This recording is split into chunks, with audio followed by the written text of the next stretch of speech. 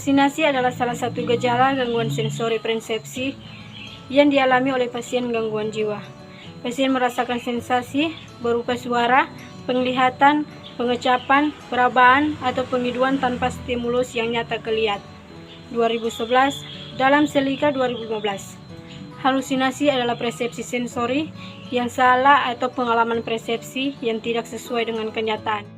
Faktor yang menyebabkan klien mengalami halusinasi ada dua faktor, yaitu yang pertama, faktor predisposisi dan faktor presipitasi. Halusinasi pendengaran atau audiotorik 70%, halusinasi penglihatan visual 20%, halusinasi kinestetik, halusinasi penghidu atau olfaktori, halusinasi kinestetik. Selanjutnya, beberapa tanda dan gejala perilaku halusinasi adalah tersenyum atau tertawa yang tidak sesuai, menggerakkan bibir tanpa suara, bicara sendiri, pergerakan mata cepat, diam, asyik dengan pengalaman sensori, kehilangan kemampuan membedakan halusinasi dan realitas, rentang perhatian yang menyempit hanya beberapa detik atau menit, kesukaran berhubungan dengan orang lain, tidak mampu merawat diri, dan perubahan. Fase halusinasi. Halusinasi yang dialami oleh klien bisa berbeda intensitas dan keparahannya.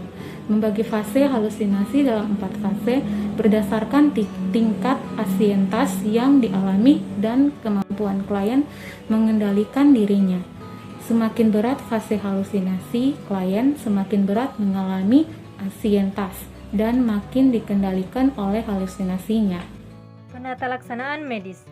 Tindakan keperawatan untuk membantu klien mengatasi halusinasinya dimulai dengan membina hubungan saling percaya dengan klien. Hubungan saling percaya sangat penting dijalin sebelum mengintervensi klien lebih lanjut. Pertama-tama, klien harus difasilitasi untuk merasa nyaman menceritakan pengalaman aneh halusinasinya agar informasi tentang halusinasi yang dialami oleh klien dapat diceritakan secara komprehensif. Cara yang bisa dilakukan untuk mengontrol halusinasi, yang pertama, beraktivitas secara teratur dengan menyusun kegiatan harian, kemudian menghardik halusinasi, kemudian menggunakan obat, kemudian berinteraksi dengan orang lain. Faktor predisposisi atau faktor yang mendukung terjadinya halusinasi yaitu faktor biologis, faktor sosial budaya, faktor psikologis. Presipitasi atau faktor pencetus halusinasi.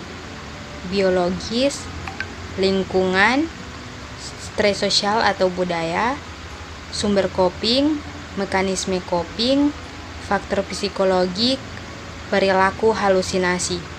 Diagnosa keperawatan, gangguan persepsi berhubungan dengan halusinasi. Gangguan konsep diri berhubungan dengan harga diri rendah. Diagnosa yang pertama yaitu gangguan persepsi sensori berhubungan dengan halusinasi pendengaran. Intervensi SP1 mengidentifikasi isi, frekuensi, waktu terjadi, situasi pencetus, perasaan dan respon halusinasi. Kemudian mengontrol halusinasi dengan cara menghardik. SP yang kedua, mengontrol halusinasi dengan minum obat yang teratur. SP yang ketiga, mengontrol halusinasi dengan cara bercakap-cakap dengan orang lain. SP yang keempat, mengontrol halusinasi dengan melakukan kegiatan yang sudah terjadwal. Diagnosa yang kedua, gangguan konsep diri berhubungan dengan harga diri rendah. Dengan intervensi SP1 mengidentifikasi kemampuan dan aspek positif yang dimiliki oleh pasien. SP2 menilai kemampuan yang dapat digunakan menetapkan atau memilih kegiatan sesuai kemampuan. Melatih kegiatan sesuai kemampuan yang dipilih pertama. Kemudian SP yang ketiga, melatih kegiatan sesuai kemampuan yang dipilih. Dan yang keempat, melatih kegiatan sesuai yang dipilih pertama. Kemudian ada evaluasi. Evaluasi adalah proses berkelanjutan untuk menilai efek dari tindakan keperawatan pada klien. Evaluasi dilakukan terus-menerus pada respon klien terhadap tindakan yang telah dilaksanakan. Evaluasi dapat dibagi menjadi dua, yaitu evaluasi proses atau formatif dilakukan selesai melaksanakan tindakan. Kemudian, evaluasi hasil atau sumatif dilakukan dengan membandingkan respon klien pada tujuan umum dan tujuan khusus yang telah ditentukan. Terima kasih. Nah, untuk teman-teman yang ingin kuliah di Fakultas Keperawatan, teman-teman boleh bergabung bersama kami di Fakultas Keperawatan Universitas Pembangunan Indonesia Manado.